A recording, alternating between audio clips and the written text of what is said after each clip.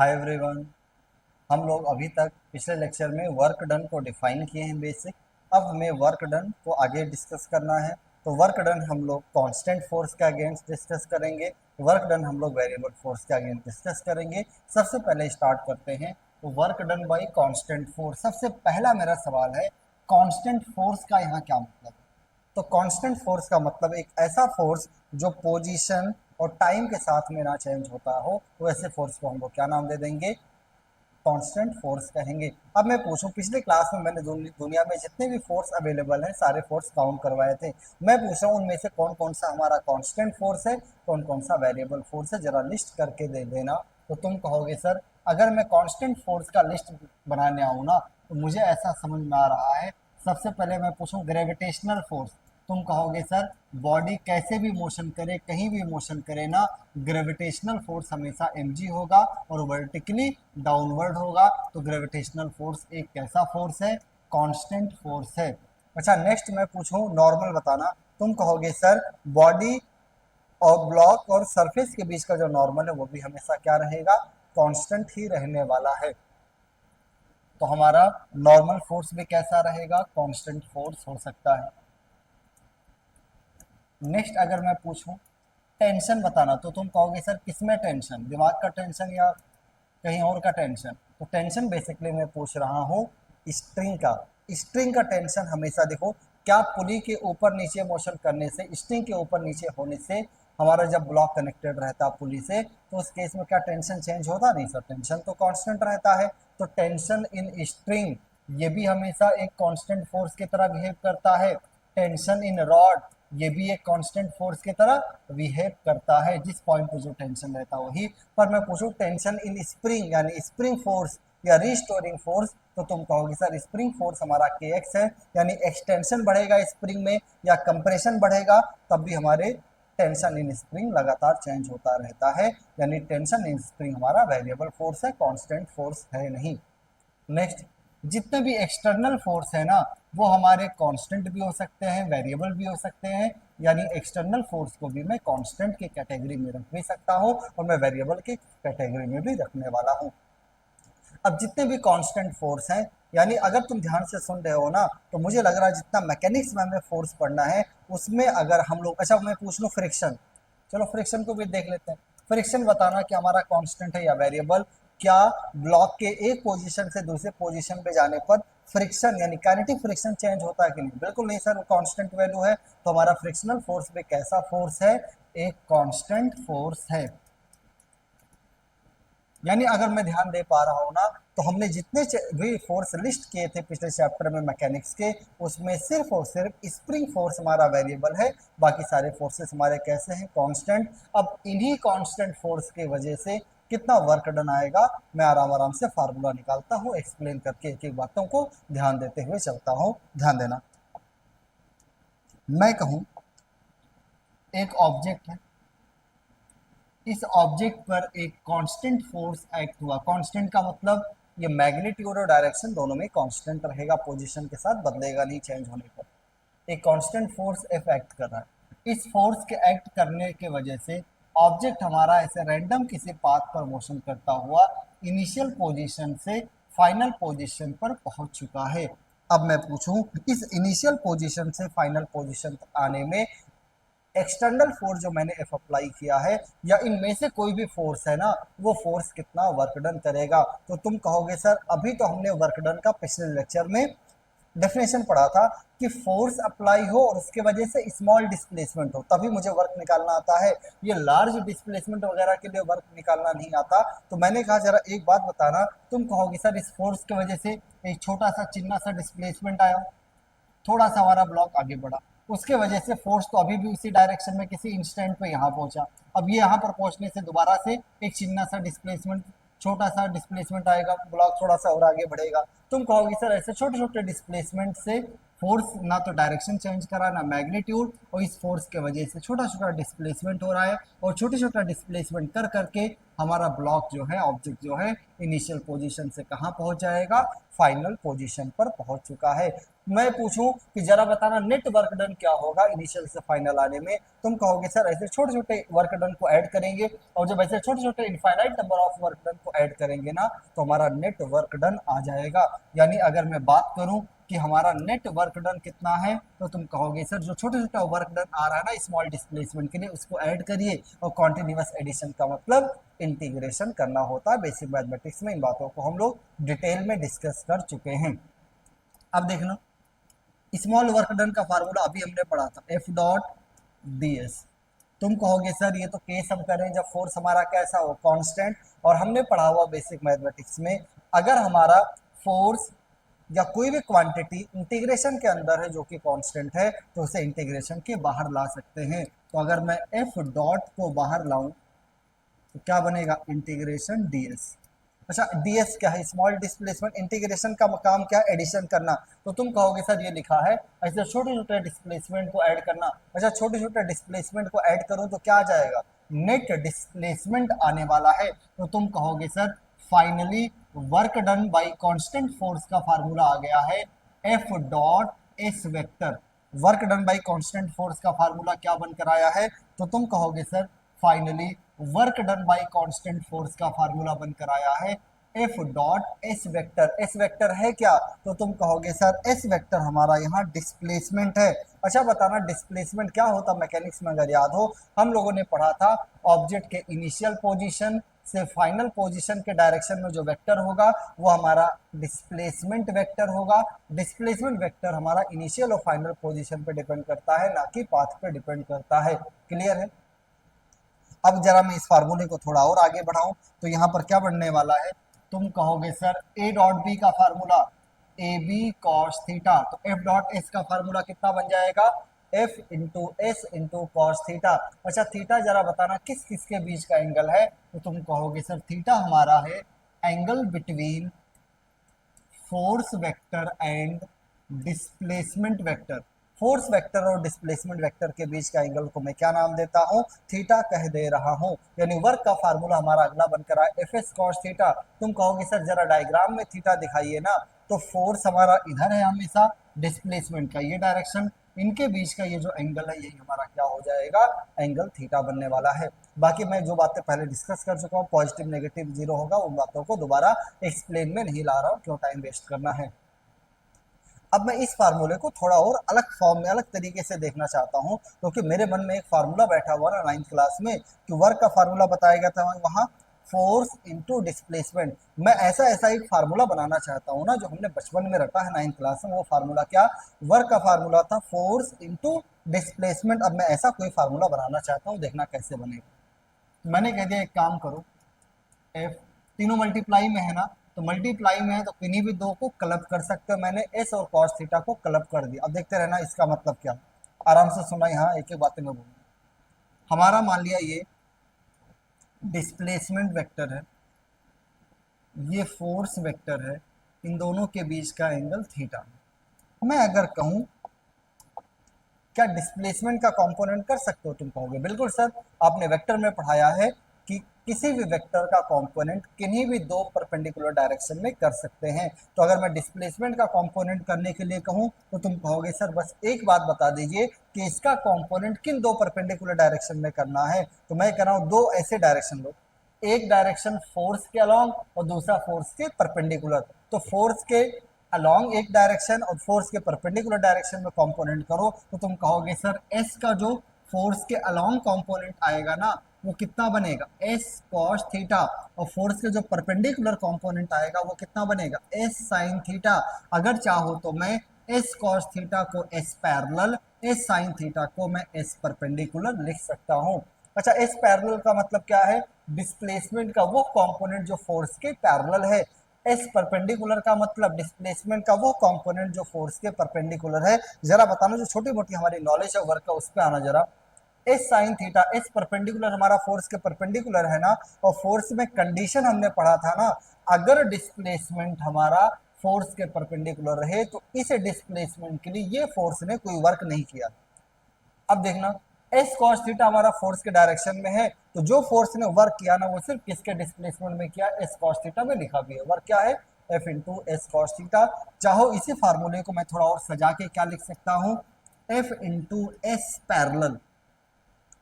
अच्छा अब इसको जरा एक बार पढ़ के बताना, हिंदी में पढ़ के देखो तो तुम कहोगे सर हिंदी में अगर पढ़े ना तो ये लिखा है work is equals to force into displacement. क्या नहीं नहीं, नाइन्थ में थोड़ा सा गलत पढ़ाया गया था, बाकी फार्मूला वो आज भी वैलिड है। क्या नाइन्थ में पढ़ाया गया था वर्क होता फोर्स इनटू डिस्प्लेसमेंट, मैं कह रहा हूं नहीं, अब सही फार्मूला सुनो, वर्क का formula force into displacement in the direction of, in the line of force, ज्यादा बेहतर लाइन ऑफ फोर्स कहना, यानी फोर्स और डिस्प्लेसमेंट लिखना है जिस लाइन में हमारा फोर्स हो। तो अगर मैं इसको लैंग्वेज में लिखना चाहूँ फार्मूला तो क्या लिखूंगा, लैंग्वेज में मुझे याद किया था मैंने, वर्क का फार्मूला होता है फोर्स इनटू डिस्प्लेसमेंट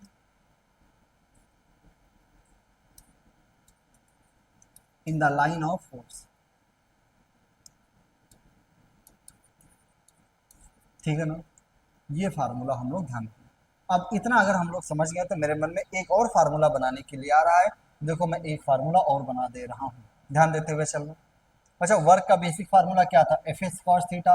तो क्या जब मैं क्लब करने पे आऊँ तो इसको ऐसे भी क्लब कर सकता हूँ, S into F cos theta. हाँ सर मल्टीप्लाई में किन्हीं भी दो का जोड़ा बनाए, पेयर बनाए, कोई इशू नहीं है, एफ कॉस थीटा आ गया। अब ध्यान देना, ये हमारा डिस्प्लेसमेंट का डायरेक्शन, ये हमारा फोर्स। मैं करूँ एक काम करो, फोर्स का कंपोनेंट करो। तुम कहोगे सर बिल्कुल तैयार है कंपोनेंट करने के लिए, किस डायरेक्शन में, किन दो डायरेक्शन में, तो मैं कहूंगा किन्हीं भी दो परपेंडिकुलर। पर आप बताइए सर किन दो परपेंडिकुलर में करें ताकि हमारा काम बने, तो मैं कह रहा हूं ना इस फोर्स का कंपोनेंट करिए, एक अलोंग द डिस्प्लेसमेंट, दूसरा परपेंडिकुलर टू द डिस्प्लेसमेंट। तो फोर्स का डिस्प्लेसमेंट का अलोंग कंपोनेंट कितना आएगा, F cos theta, perpendicular component कितना आएगा, एफ साइन थीटा। जरा प्यार से देखना, एफ साइन थीटा डिस्प्लेसमेंट के परपेंडिकुलर है क्या, हाँ सर बिल्कुल बिल्कुल है। अच्छा चाहो तो एफ कॉस थीटा को मैं एफ पैरेलल कह दूं, एफ साइन थीटा को मैं एफ परपेंडिकुलर कह दूं, इनसे हमें प्रॉब्लम होना नहीं चाहिए। जरा बताना क्या एफ कॉस थीटा और डिस्प्लेसमेंट हमारे पैरेलल है, हाँ सर बिल्कुल। तो क्या ये एफ कॉस थीटा वर्क इस डिस्प्लेसमेंट के लिए रिस्पॉन्सिबल है, हाँ बिल्कुल। पर क्या एफ साइन थीटा हमारा डिस्प्लेसमेंट के परपेंडिकुलर है, हाँ। तो क्या एफ साइन थीटा डिस्प्लेसमेंट के लिए रिस्पॉन्सिबल है, नहीं। क्या ये वर्क में पार्टिसिपेट करेगा, नहीं। इसलिए तो लिखा है S into F cos theta, या इसी को क्या लिख सकते हैं, एस इंटू एफ पैरेलल। अगर मैं इसको लैंग्वेज में पढ़ूं तो क्या कहूंगा, वर्क इज इक्वल टू होता displacement into force in the line of displacement. Language में क्या लिखने वाला हूं, वर्क इज इक्वल टू हो जाएगा हमारा displacement into force in the line of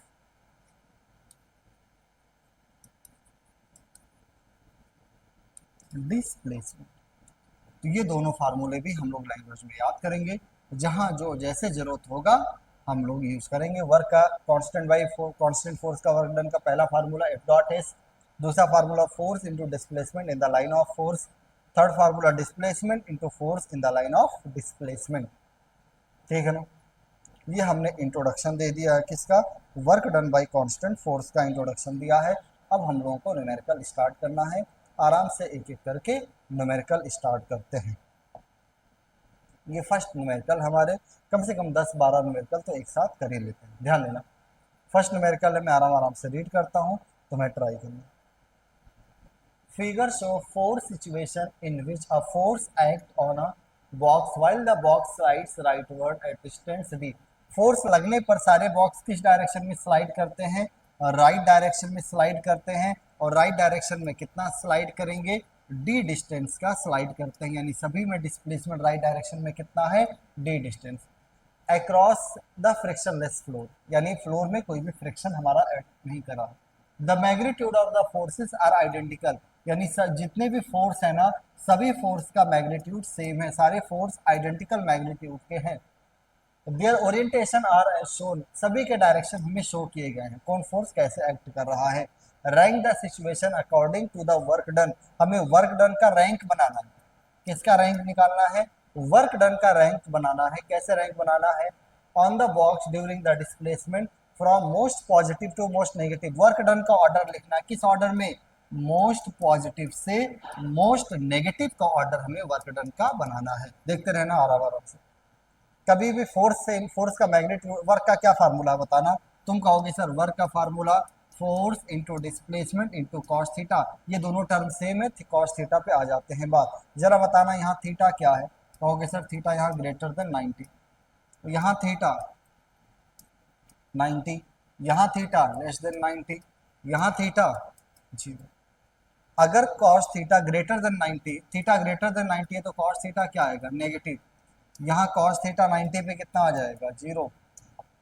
अगर लेस देन 90 है पॉजिटिव आएगा, पर पॉजिटिव में एक से छोटा आएगा। अगर 0 है तो एग्जैक्टली 1 आएगा। यानी cos थीटा नेगेटिव तो work done negative, cos theta 0 तो work done 0, cos theta less than 1 तो वर्क डन भी क्या आने वाला है? cos थीटा अगर लेस देन पॉजिटिव है तो बेसिकली पॉजिटिव है, पर cos थीटा एक से छोटा, इस बात का ध्यान रखना। cos थीटा 1 तो ये भी पॉजिटिव, पर ये पॉजिटिव में यहाँ cos थीटा 1 है, तो सबसे ज़्यादा कहाँ पर वर्क डन आएगा? डी केस में। यानी कि तुम कहोगे सर ऑर्डर लिखना, डी में सबसे ज़्यादा वर्क, उसके बाद में सी में, उसके बाद में 0 यानी बी में, और फर्स्ट केस में तो नेगेटिव है। हमें मोस्ट पॉजिटिव से मोस्ट नेगेटिव का ऑर्डर बनाना था, तो वर्क डन का ऑर्डर हमारा कितना आ जाएगा? डी सी बी ए, ये हमारे वर्क डन का ऑर्डर बनने वाला है। ठीक है ना? अगले क्वेश्चन को मूव करें, ध्यान देना, आराम आराम से क्वेश्चन का रीड करना है जो कहे कर। There is an elastic ball and a rigid ball. Elastic ball का मतलब कोलिजन इलास्टिक होगा। हमारे पास में एक इलास्टिक बॉल है, एक रिजिड बॉल है। Ball is throne towards the wall, ball को वॉल की तरफ टूवर्ड्स द वॉल थ्रो किया गया। The work done by the normal reaction, हमें किसका वर्क डन बताना है? Work done by normal reaction exerted by the wall. Work done by the normal reaction निकालना है। नॉर्मल कौन एग्जर्ट करेगा? Wall exert. अच्छा, वॉल अगर एग्जर्ट करेगा तो किस पे नॉर्मल एग्जर्ट करेगा? बॉल पे। तो हमें वर्क डन बाय नॉर्मल निकालना है एट द बॉल। यहाँ बॉल होगा, बॉल पे नॉर्मल ऐसे लेफ्ट डायरेक्शन में आएगा, हमारे वॉल पे नॉर्मल कैसा आएगा? राइट डायरेक्शन में। अगर मुझसे work done by normal on the wall पूछता तो नॉर्मल पे बॉल, सॉरी वॉल पे बॉल मारने पर वॉल का पार्टिकल डिस्प्लेसमेंट नहीं करता, तो वर्क डन कितना? 0।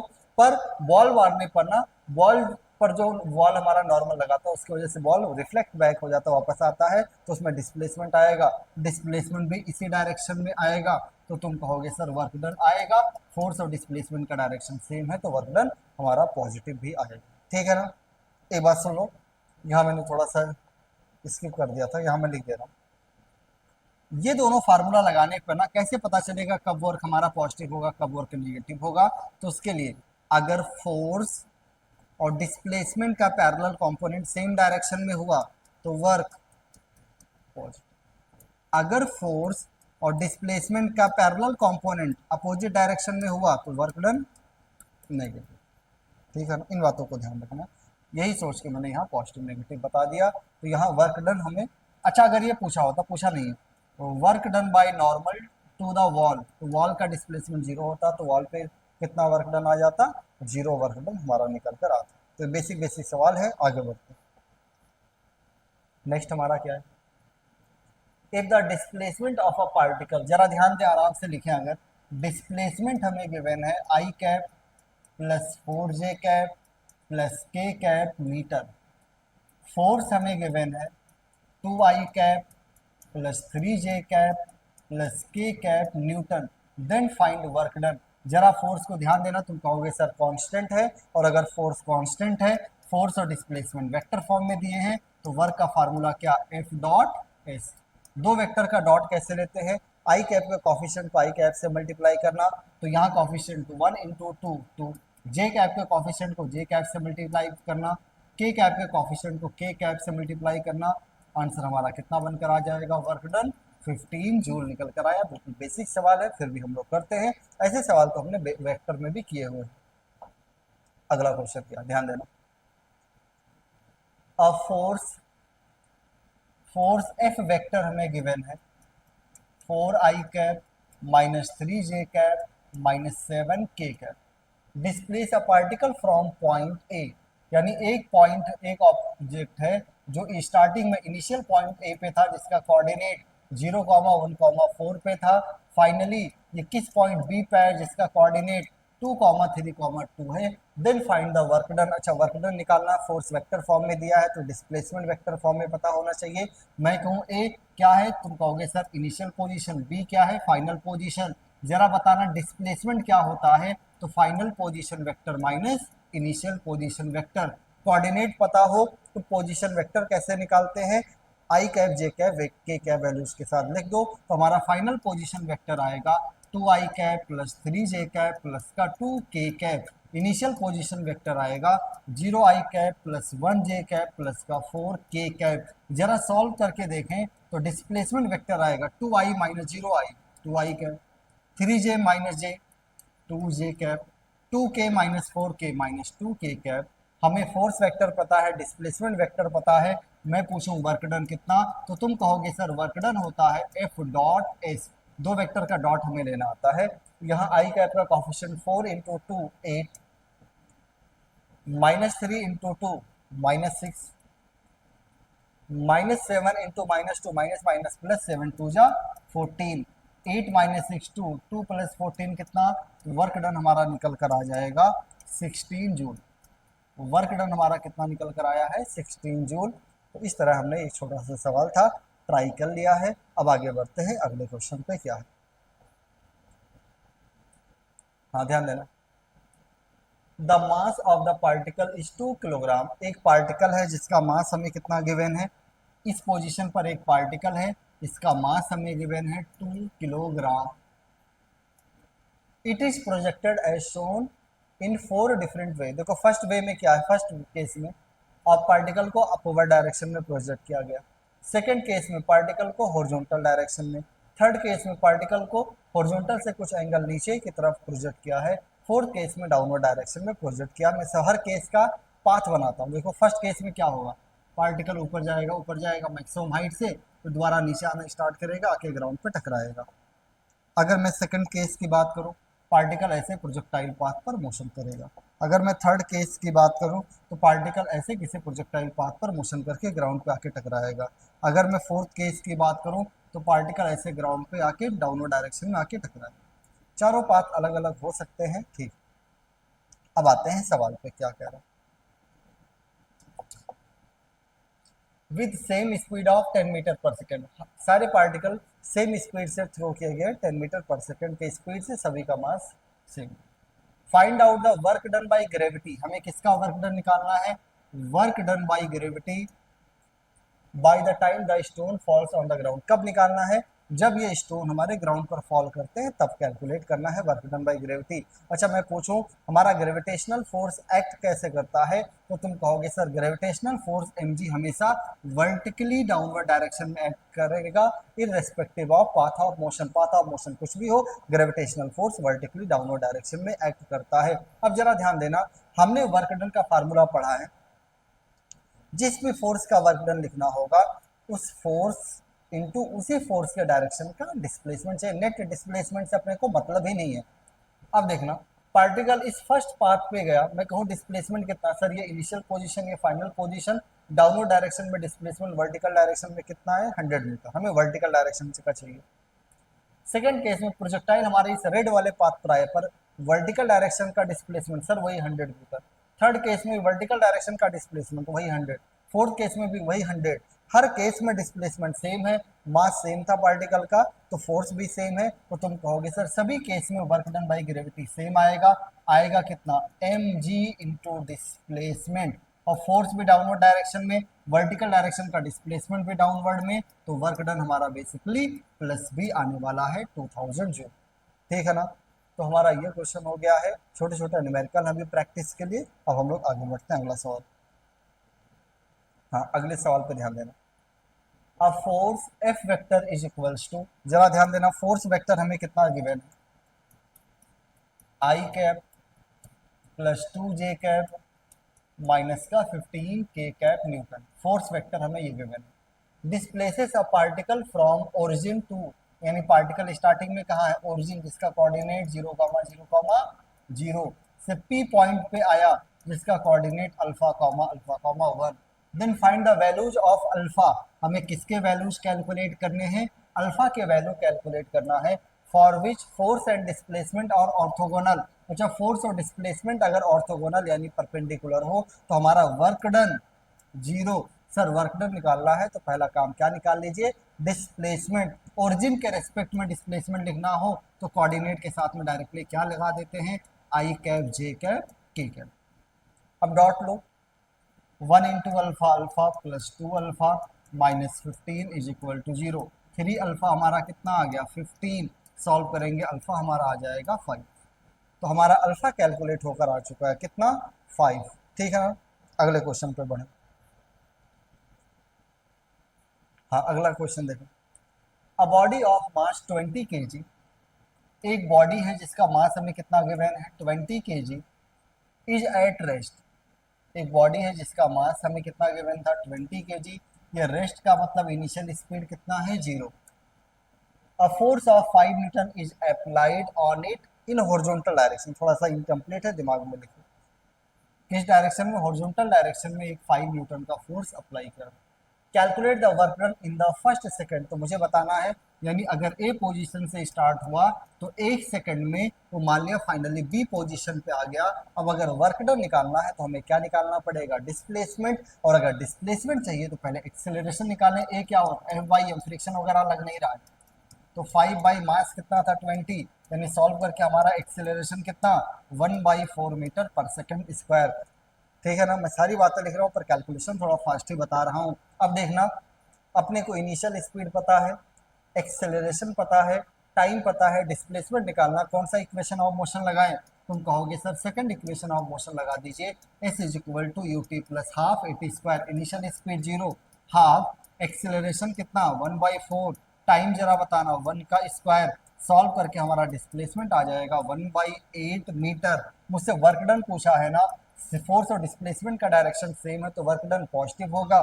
फोर्स कितना 5, डिस्प्लेसमेंट 1/8, सॉल्व अगर करेंगे तो हमारा वर्क डन कैलकुलेट होकर आ जाएगा 5/8 जूल वर्क डन हमारा कैलकुलेट होने वाला है। अगर हम लोग सॉल्व करें तो हमारा वर्क डन कितना कैलकुलेट होकर आ जाएगा 5/8 जूल। इतना सारा मेहनत करके हमने ये क्वेश्चन नंबर 7 ट्राई किया है। अब हम लोग आगे बढ़ते हैं, देखते हैं क्या है।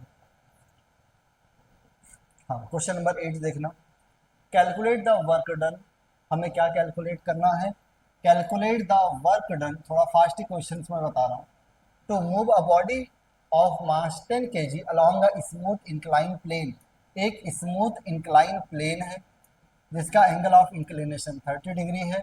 एक ब्लॉक है जिसका मास हमें दिया है क्या, मास कितना ब्लॉक का है 10 kg है मास ब्लॉक का, इंक्लाइन प्लेन पे मूव करता है विद कांस्टेंट वेलोसिटी। अच्छा चलता भी कैसा, कांस्टेंट वेलोसिटी से ना। अब सवाल ये उठा सर वेलोसिटी इसका कांस्टेंट कैसे होगा, जरा इस बात को डिस्कस करते हैं, ध्यान देना।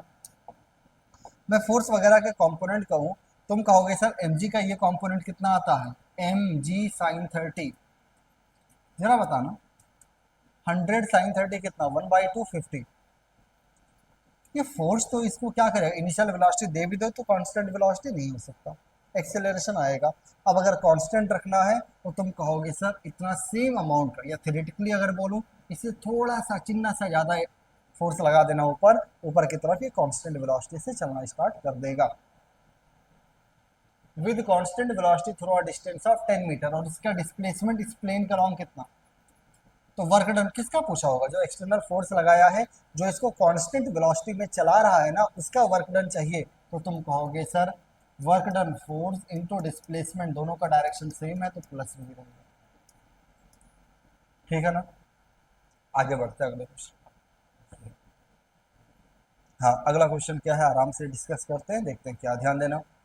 तो नेक्स्ट क्वेश्चन हमारे पास में है, a block mass, block mass of block हमें कितना गिवन है, तो तुम कहोगे सर ब्लॉक का मास हमें गिवन है 20 kg, kept on a horizontal floor is being pulled by a horizontal force 50 newton. ठीक है, अच्छी बात है।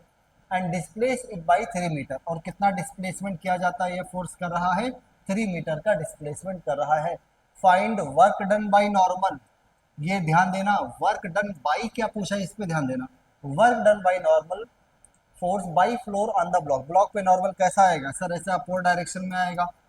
फोर्स अपवर्ड डिस्प्लेसमेंट हॉरिजॉन्टल, हमारा वर्क डन बाई नॉर्मल कितना सर, फोर्स और डिस्प्लेसमेंट परपेंडिकुलर हो तो वर्क डन हमारा कितना होता है, 0 निकल कर आ जाएगा। छोटा छोटा काम था, हमने किया।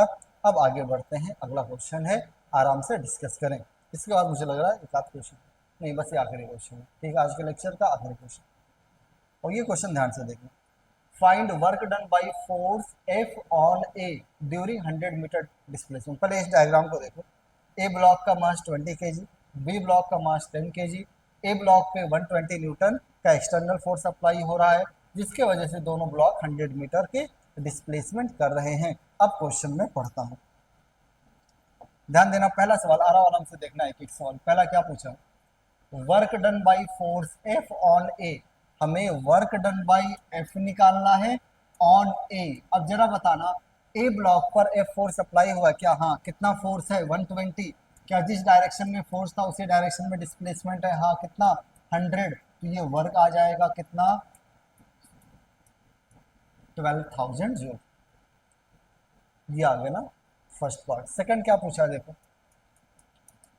Find work done by force F on B. अच्छा, क्या ये फोर्स बी ब्लॉक पे अप्लाई हो रहा है क्या, नहीं सर, बी पे तो डायरेक्टली अप्लाई नहीं हुआ, और जब फोर्स ही नहीं एफ अप्लाई हुआ है तो work done by F on B कितना हो जाएगा sir, 0। Next, find work done by normal reaction on B and A during given, हमें नॉर्मल की वजह से जो वर्क डन आएगा तो पहले नॉर्मल कैलकुलेट करें, बाद में वर्क निकालेंगे। देखते रहना, नॉर्मल अगर निकालना है तुम कहोगे सर एनएलएम पढ़ चुके हैं, पहले क्या निकालेंगे, एक्सेलरेशन। मैं कहूँ जब भी एक्सेलरेशन निकालना है सोचना क्या इस सिस्टम का एक्सेलरेशन सेम होगा दोनों ब्लॉक का, हाँ, और अगर ब्लॉक के एक्सेलरेशन सेम है तो पूरे को एक ही ब्लॉक मानो, दो ब्लॉक मानो ही ना। और अगर एक ब्लॉक मानोगे तो net force is equal to total mass into acceleration, यानी कितना आ गया है 4 मीटर पर सेकंड स्क्वायर। सर अब ये सवाल उठा, ए और बी ब्लॉक पे नॉर्मल के डायरेक्शन जरा दिखा दीजिए, तो मैं कह रहा हूँ जरा देखना, ए ब्लॉक पे अगर मैं नॉर्मल का डायरेक्शन दिखाऊँ ना तो ऐसे लेफ्ट डायरेक्शन में आएगा, बी ब्लॉक पे अगर मैं नॉर्मल का डायरेक्शन दिखाऊँ राइट में आएगा। ए पर तो एक एक्स्ट्रा फोर्स भी एक्सटर्नल लग रहा है, पर दोनों का एक्सेलरेशन राइट में है। पहले मैं क्या निकाल लेता हूँ नॉर्मल, तो बी वाले ब्लॉक पर मैं न्यूटन लॉ लगा देता हूँ, तो एफ इज इक्वल्स टू कितना, बी वाले का मास कितना है 10, एक्सेलरेशन कितना आया 4, तो नॉर्मल फाइनली हमारा निकल कर आ गया है 40 न्यूटन। अब अगर नॉर्मल आ गया तो जो भी पूछा है तीसरा सवाल हम लोग कर सकते हैं, पढ़ते हैं। Find work done by normal, normal का वर्क डन निकालना है बी ब्लॉक पे भी ए ब्लॉक पर भी इस गिवन डिस्प्लेसमेंट के लिए, यानी कह रहा work done by normal on block A, work done by normal on block B. A block पे देखना नॉर्मल कैसा है सर, लेफ्ट डायरेक्शन में, डिस्प्लेसमेंट कैसा है पूरे सिस्टम का राइट में, तो वर्क डन कैसा आएगा negative.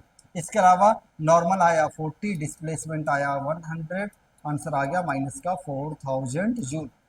Work done by normal on B, B block पे नॉर्मल भी राइट में है, पूरे सिस्टम का डिस्प्लेसमेंट भी राइट डायरेक्शन में 100 मीटर, कितना आ जाएगा वर्क डन प्लस का 40 इंटू 100, फाइनली कितना बनकर आ जाएगा 4000 जूल, हमारा वर्क डन निकल कर आ गया।